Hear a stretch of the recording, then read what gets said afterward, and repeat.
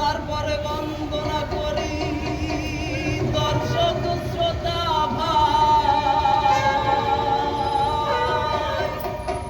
আরে শত কোটি সালাম জানাই আমরা সবাই। আরে গাজী বাবার নামে পালা গাজী বাবা নামের পালা করলাম আমরা শুরু।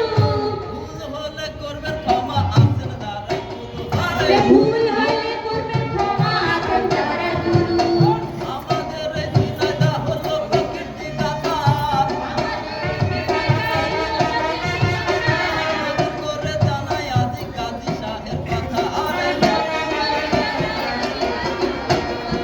রামনা নগরে এক আসিল বনেতে, চারিদিকে জলাশয় ছোট্ট রমজাতে। আরে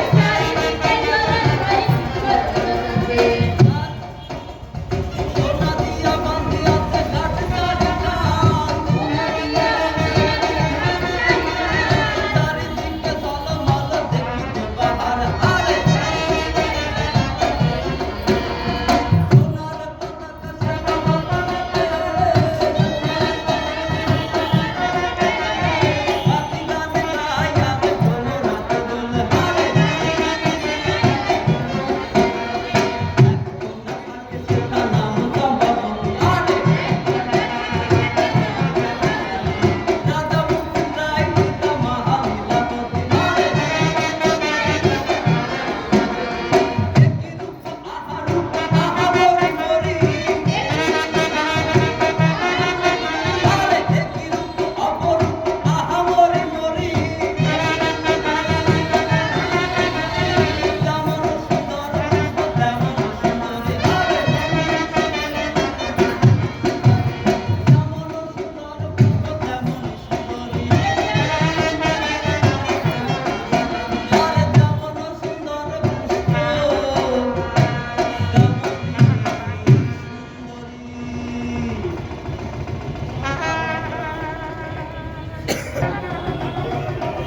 মৈরাটনগরের বাদশাহ, নামটা বাদশাহ সিকেন্দার। তার ছিল একটি পুত্র সন্তান, তার নাম ছিল জুলহাস। একদিন বাদশাহ সিকেন্দার আর জুলহাস মিলে গেল সুন্দরবনে বাঘ শিকার করতে। হঠাৎ করে সে জুলহাসকে হারিয়ে ফেলল। এরপরে এরপরে মনের দুঃখে সে প্রাসাদে ফিরে গেল। তারপর যখন রানী অধুমা সুন্দরীকে বলল, আমি আমি তোমার পুত্রকে হারিয়ে ফেলেছি, তখন তখন অধুমা সুন্দরী তো পাগল প্রায়। সে বলল, তুমি যেভাবে পারো, যেখান থেকে পারো আমার পুত্র জুলহাসকে ফিরিয়ে এনে দাও। আমি জুলহাসকে ছাড়া বাঁচবো না। অধুমা সুন্দরী তো পাগল প্রায়।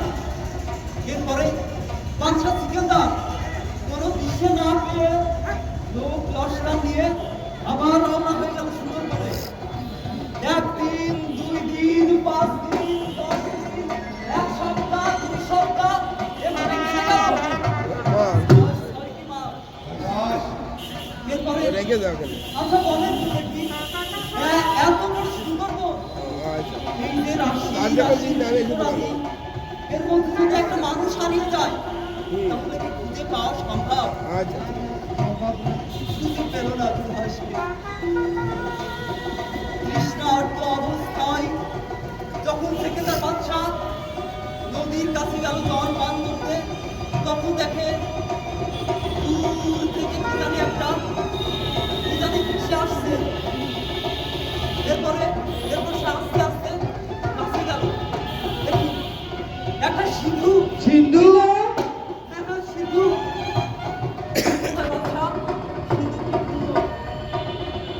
একটি মানব সন্তান সিন্ধুকে অনর্গল করতেন। সাথে সাথে সে পিতার বাচ্চা ওনার মৃত্যু হলো। এবং বলার পিতা, তোমার কি আদর পিতা, তুমি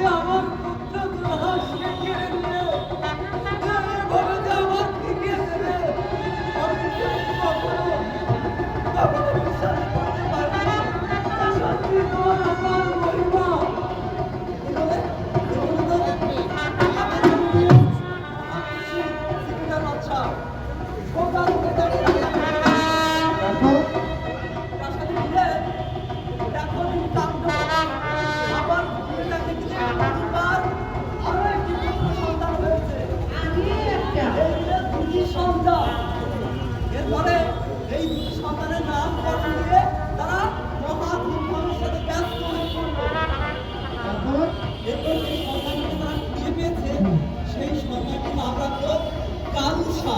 কালু আর তাদের যে সন্তানটি তার নাম রাখলো কাদিসা। এই মিলে কাজী আর কালু। আর দেখতে দেখতে 22 বছর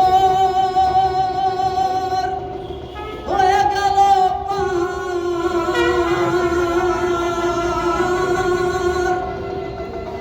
দাদা রানী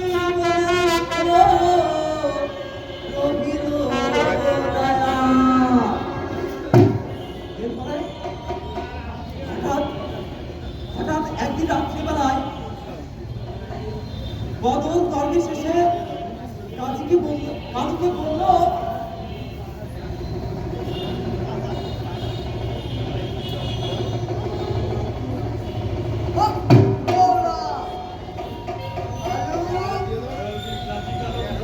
রাজপ্রাসাদে এখনো আরামায়েশ করছিস?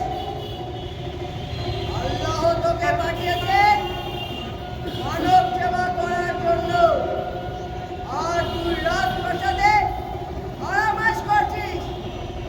যা, মানব সেবা করতে যা। হক, ওরা।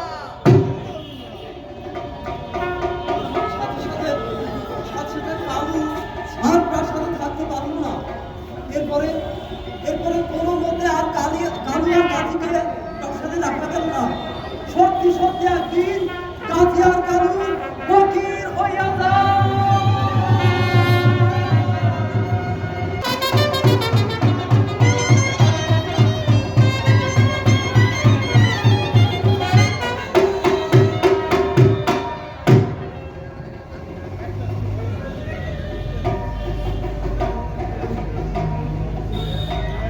আমি তো বললাম আব্বা হুজুর, পুত্র, তাছাড়া ভবিষ্যতে রাজ্যের ভার তোমাকে আর গাজী সাহেবকে তো নিতে হবে। রাজ্য রাজত্ব পুরোটাই আমার কাম নয় আব্বা হুজুর। আল্লাহ তাআলা আমাকে পাঠিয়েছেন অসহায় গরিব দুঃখী মানুষের পাশে দাঁড়াতে। পুত্র, এই রাজপ্রাসাদে বসেও মানব সেবা করা যায়। রাজপ্রাসাদে বসে শুধু শাসন শোষণ করা যায় আব্বা হুজুর, কিন্তু সত্যিকার অর্থে মানব সেবা করা যায় আব্বা হুজুর। সেই সমস্ত সম্পদ ভোগ করছেন রাজা বাদশাহ ও তাদের আজ্ঞাবহ কর্মচারীরা, কিন্তু তারা তাদের পরিবারের সঠিক সুবিধা দিতে পারেন না। তাই আল্লাহ রাস্তা আমাকে বিদায় দিন। কিন্তু তুমি চলে গেলে আমার কাজের কি হবে? সে তো তোমাকে ছেড়ে একটি মুহূর্তও থাকতে পারে না। গাজী আপনাদের সন্তান। তাছাড়া গাজী করে সাহেব ছবি আমার আঁকার ছবি দেখে মাতোয়ারা হয়েছে।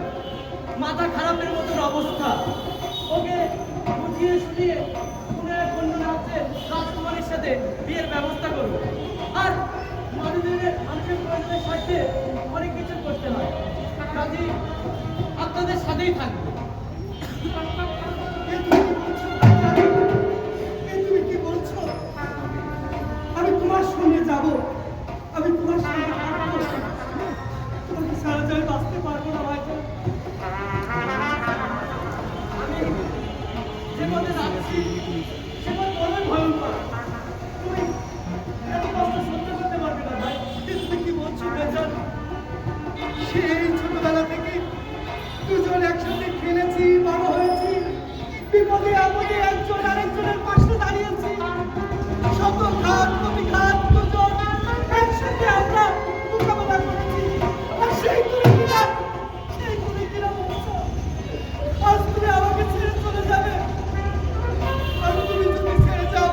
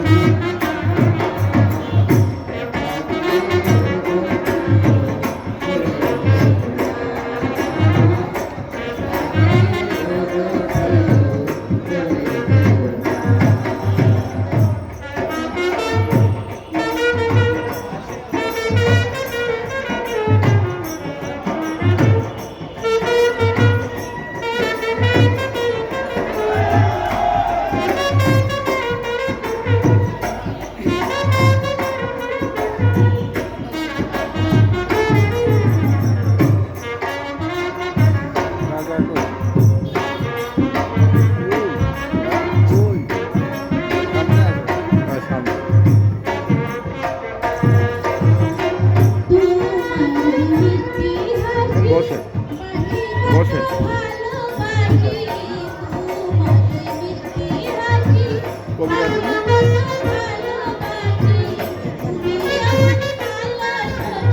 আজকে একটা লিখে দিয়েছে ঠিক আছে না দেখেছেন দেখি আমায় ভুলবো না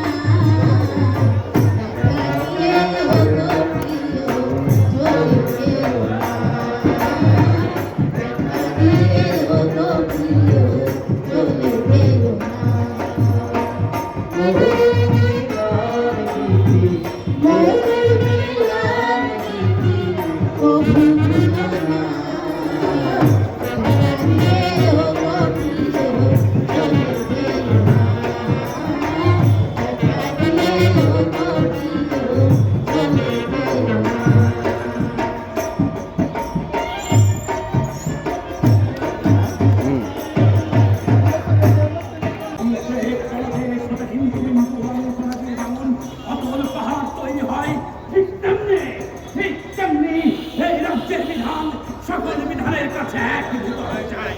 তাই বলছি লীলাবতী, চম্পাবতী শুধু আমার একার মেয়ে নয়, সেই রাজ্যের রাজার মেয়ে। তার জীবন বিধান এই রাজ্যের সকল বিধানের সাথে একীভূত। তাহলে তাহলে তোমার কৃতিত্ব কোথায় রইল বাবা?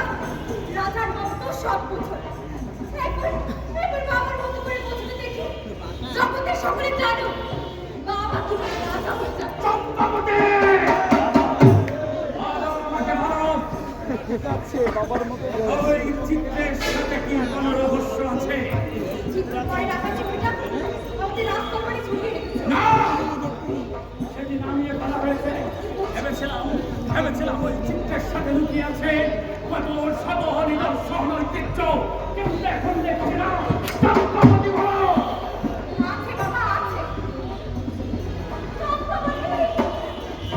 বাবা, আমার ইচ্ছা অনিচ্ছা আচার ব্যবহারের জন্য যে শাস্তি আমাকে দিতে প্রয়োজন পড়ে, সেসব শাস্তি তুমি আমাকে দাও। এতে মায়ের কোনো দোষ নেই। এই মুহূর্তে আমি রাজার সাথে যে সকল কথা বলতে চলেছি তা আমার গর্ভধারিণী মায়ের কাছে অজানা। যেহেতু তুমি রাজা, তাই বাবাকে না, রাজাকে বলছি শুনো। চিত্রকরে আঁকা ছবিটাতে যাকে তোমরা দেখছো, সে বাচ্চা সেকেন্ডারের ছেলে কাজী। কাজীটা আমার ভাষা। আমি আমি কাজীরে আমার বুদ্ধি জ্ঞানের বড় সত্যি কথা। পাগলের প্রাণ কিভাবে বন্ধ করতে হয় তাই রাজা মুকুটটাই খুব ভালো করে জানে। কিন্তু তুমি আসলে এত রাজা মুক্তির অন্বেষণে যে মুখে খাতা ছেড়ে পাঠিয়েছে, সে মুখে আর কখনো খাতায় ফিরবে না। প্রয়োজন হলে তোমার রাষ্ট্র আদালতে গিয়ে দেবো।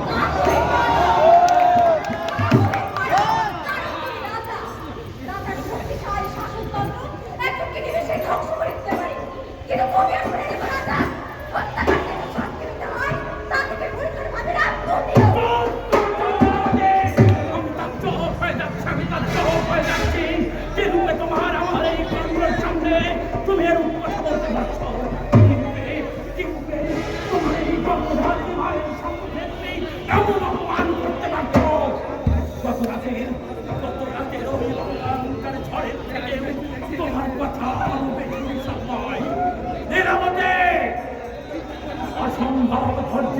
শপথ মানে না তারা।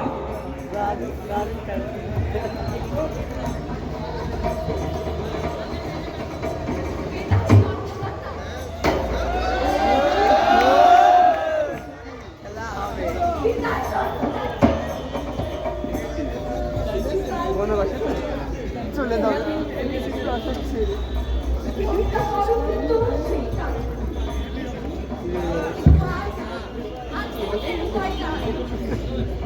তোমাদের সাথে সবটা না হলে কিছুটা দুঃখ তো রয়ে গেল। তাহলে তুমি ক্ষমা করে দিও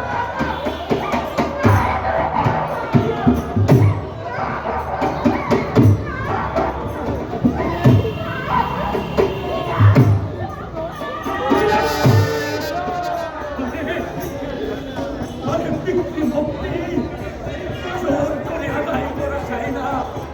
আরে আরে পুরো বাপ তাহার কিছু ভুল করেছে তাই বলে তুই মেয়ে হয়ে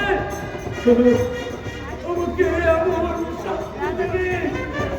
আরে দুনিয়া আরে বেঈমান দুনিয়া।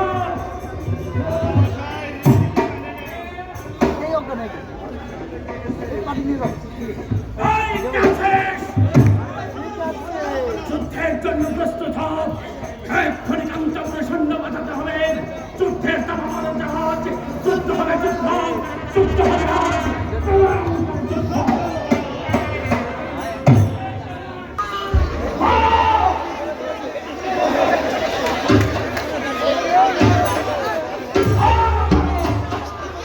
ভাবতে ভাবতে প্রাণ না যায়, ঠিক ততক্ষণ মারতে থাকো।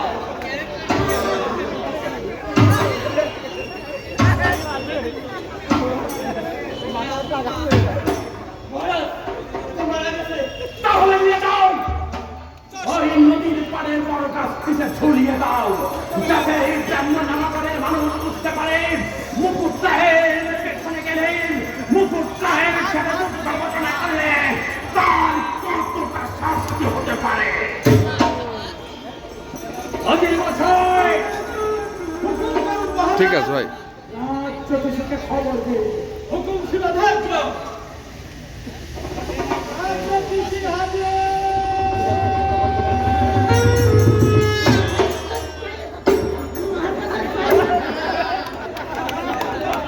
জ্যোতিষে রাজ্যের ভবিষ্যৎ সম্পর্কে বলুন।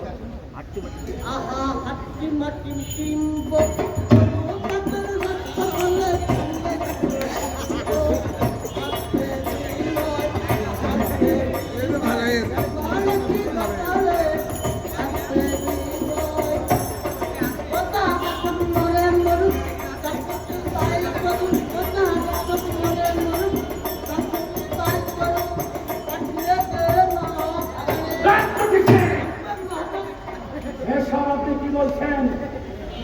রাজ্যের ভবিষ্যৎ সম্পর্কে বলুন।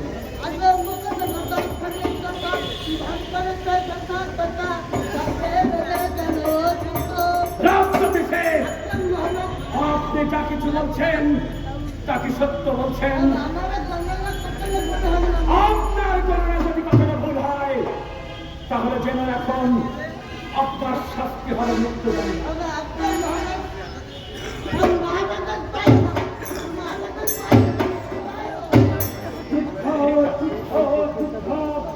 চারিদিকে দেখছি শুধু যুদ্ধের দাঙ্গা, চারিদিকে শুদ্ধ যুদ্ধের সংঘাত।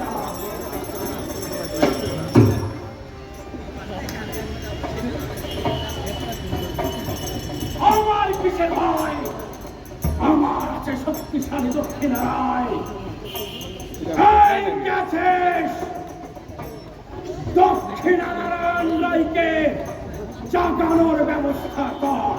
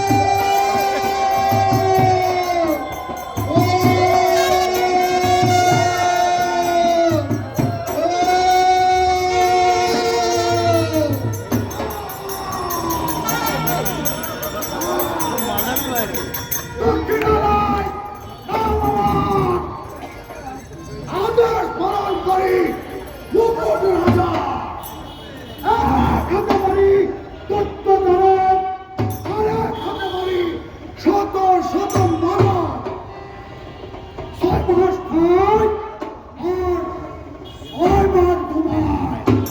পৃথিবীতে নরনারী কাউকে না দাঁড়ায়। হু হা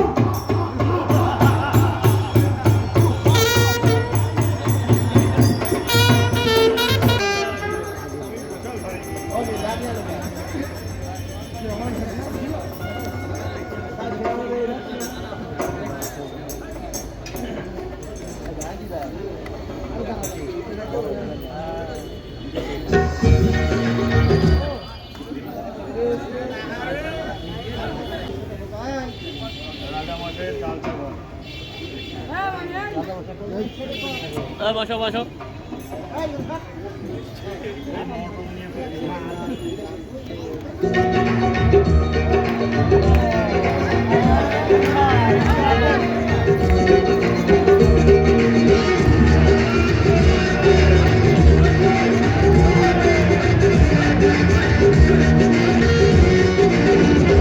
আমি রূপনগরের রাজকন্যা, রূপের জাদু এনেছি। চিরন্তন কাল হয়ে আজ তোমার দেশে এসেছি। আমি রূপনগরের রাজকন্যা, রূপের জাদু এনেছি। চিরন্তন কাল হয়ে আজ তোমার দেশে এসেছি। আমি রূপনগরের রাজকন্যা, রূপের জাদু এনেছি।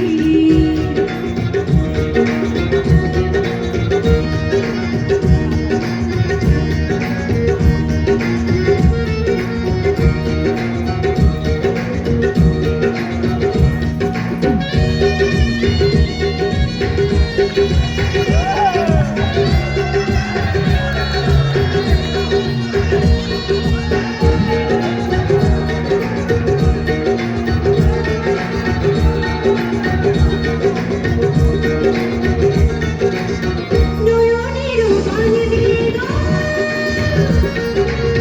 যৌবনের দোল দিয়ে গো, নুপুরের তালে তালে তোমায় আমি বেঁধেছি।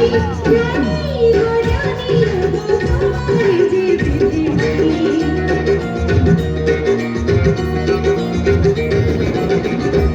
আমি মহারাজ, আপনার সাথে এক বিদেশি পথিক দেখা করতে এসেছে। প্রহরে এই অসময়ে তুমি দেখেছ।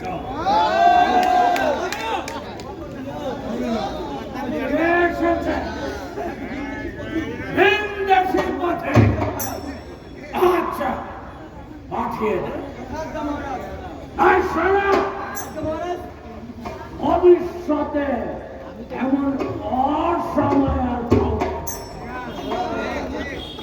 পাবে না।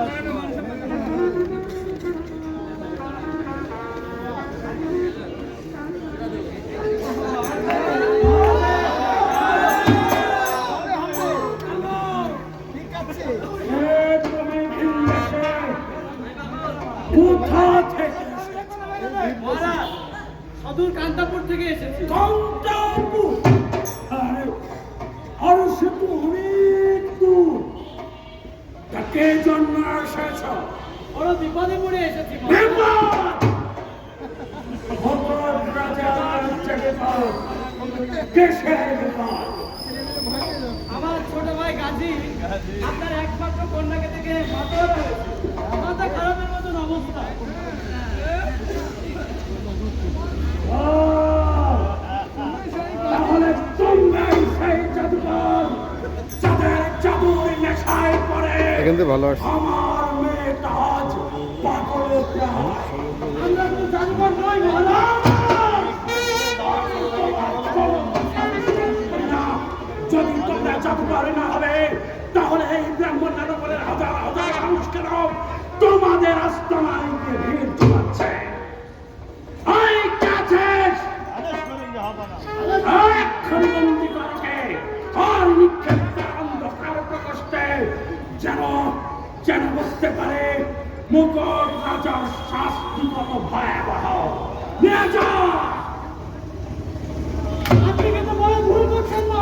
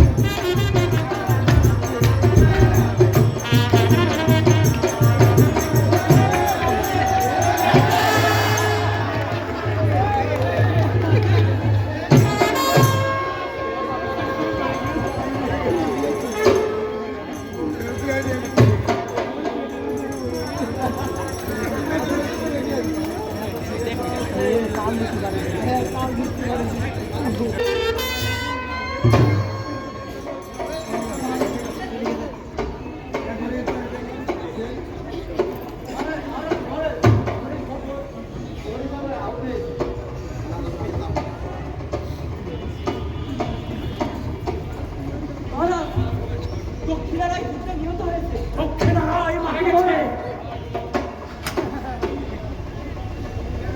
মহারাজের পরাজয়।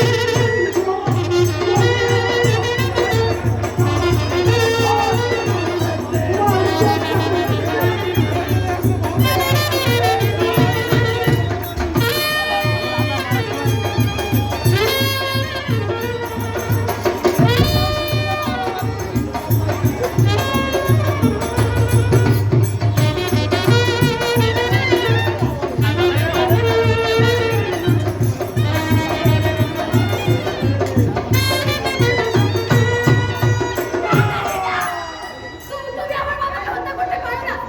ও অপরাধী হলেও তিনি আমার পিতা।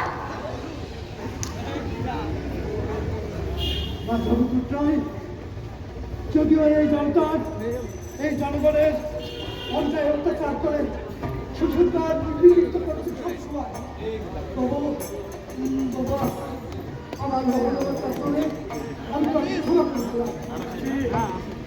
সারা জীবন প্রতাপ আর আধিপত্যের জোরে এই যে অন্ধ ছিলাম, আজ দেখলাম এক মহান এক ব্যক্তি। ধন্য রাজে, ধন্য তুমি। রাজা, আমার বড় ভাই কালু সাথ কোথায়? ওই কাছে কালুকে সসম্মান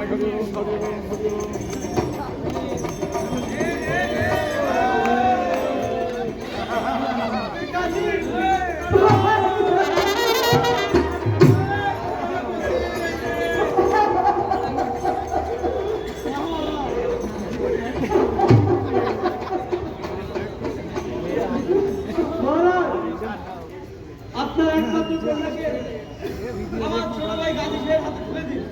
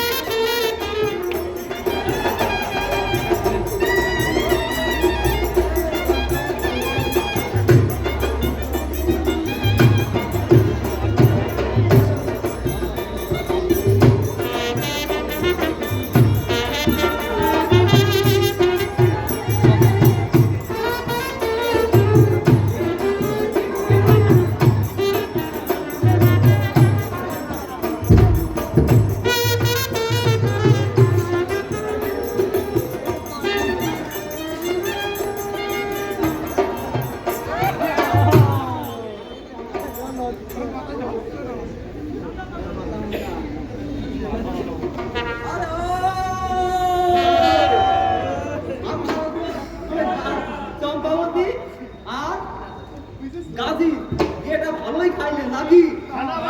আচ্ছা, এবার বলেন তো গাজী গাজী চম্পাবতী যে মেলাটা হয় সে মেলাটা কবে হয়?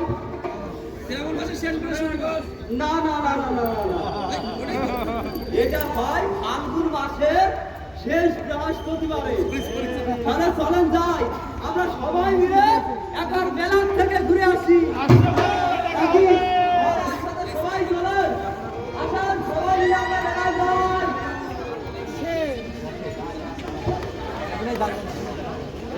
চার এই চার তিনবার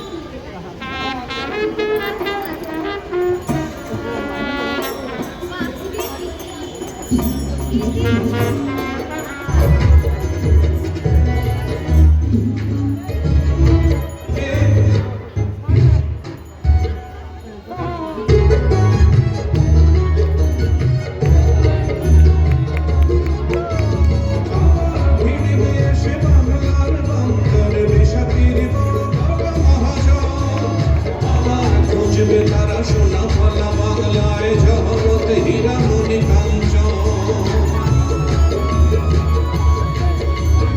আবার ভিড়বে এসে বাংলার বন্দরে বেশাতির বড় বড় মহাজন আবার খুঁজবে তারা সোনা ফলা বাংলায় জগৎ হীরা মণি কাঞ্চন বাংলার গল্পে গানেও কথায় বাংলার গল্পে গানেও কথায় বিশ্বের আমি নাম ঘর হবে আবার জমবে মেলা পথতলা হাতে খোলা অগ্রাণে নবান্নের উৎসবে সোনার বাংলা ভরেই উঠবে সোনায় বিস্ময় অবাক চেয়ে রবে আবার জমবে মেলা পথতলা হাতে খোলা পথতলা হাতে খোলা